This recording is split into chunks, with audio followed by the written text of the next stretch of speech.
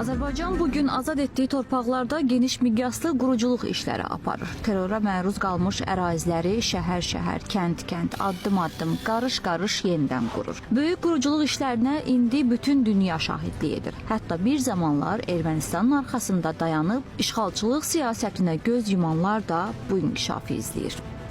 İşğal dövründə elə güclü istehkamlar qurmuşdu düşmən ki, onları yarmaq həm qəhrəmanlıq, həm peşəkarlıq tələb edirdi. Hətta bir çoxları əmin idi ki, heç vaxt biz o müdafiə xətlərini keçə bilməyəcəyik. Çünki relyef düşmənin xeyrinə işləyirdi. İllər boyu qurduqları mühəndislik istehkamları onların xeyrinə işləyirdi.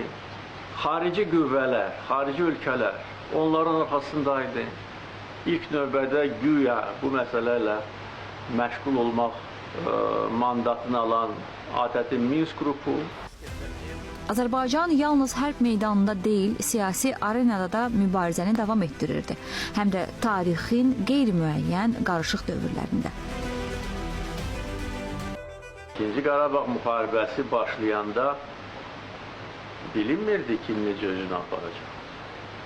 Böyük güclərin mən nəzərdə tutuyorum. Ancaq o vaxtda biz bilirdik, əminəm ki, siz də bilirdiniz, bütün xalq bilirdi ki, bu hələ ki işimizin tam, necə deyərlər, başa çatması deyil. Çünki müəyyən səbəblərə görə bizim torpaqlarımızda separatçılar hələ ki öz yuvalarını saxlamışdılar. Sülh məramlı qüvvələr bölgəmizə gətirilmişdi və bu da separatçılara əlavə, necə deyərlər, ürək-dirək verirdi. Ancaq bir şey onlar hesablaya bilməmişdilər. Bəli, onlar hesablaya bilməmişdilər.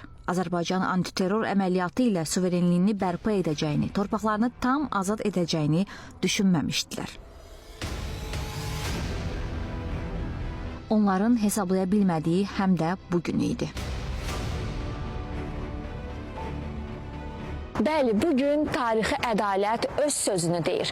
Bu məhkəmədə kürsü qarşısında dayananlar illərlə törətdikləri cinayətlərin hesabını verir. Onlar bir zamanlar arxalarına aldıqları qüvvələrə güvənirdilər. Amma indi törətdikləri hər bir əmələ görə tək-tək cavab verirlər. Tarixi ədalət budur. Onlar nəinki öz gələcəklərini, hətta arxalarında dayanan qüvvələrin acizliyini də hesablaya bilməmişdilər. Gələcəyi görmək, dəqiq hesablar aparmaq, uzağı planlamaq liderlik tələb edir. O lider ki, xalqını ardınca aparır. Dəmir yumruğu ilə düşmənin başını əzərək Azərbaycan bayrağını zirvəyə qaldırdı. Özü də əbədi. Çinay Qambayeva, Çingiz Qəniyev, ASTV xəbər.